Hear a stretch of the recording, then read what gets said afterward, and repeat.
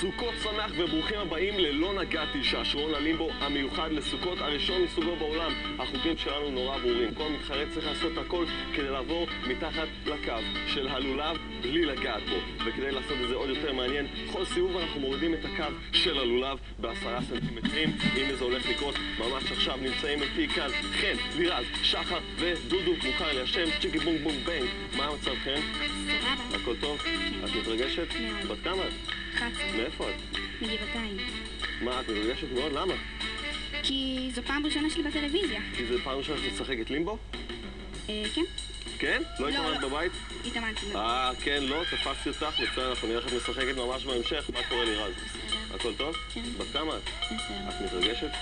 ממשחק הלימבו, בעצם מהיותך כאן פה באולפן המגניב והמדליק. מהלימבו. התאמנת? כן? את הולכת להיות טובה.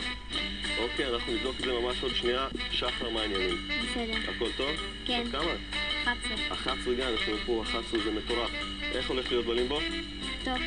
התאמנת. מאיפה את? מגנות הדר. גנות הדר, שמעתי שיש שם נבחרת לימבו מטורפת, מצוין, תכף נראה אותה. דודו, מה קורה? בסדר. אתה קרוב משפחה של דודו מהטלוויזיה? לא. מהרדיו? מהטלפקס? לא. לא התאמנת.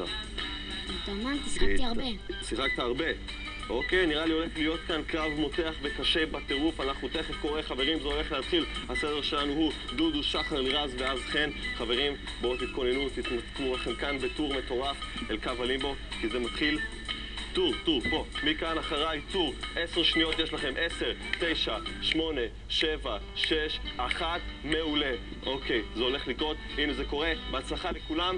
הנה זה בא. קדימה, דודו, להתחיל. יפה, עבר שלב ראשון, קדימה לתחילת הטור, שחר צי, גו!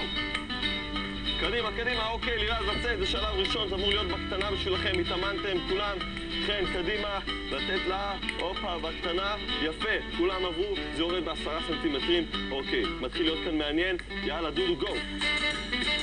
עבר, לא רואה בעיניים בכלל, שחר, קדימה, גו!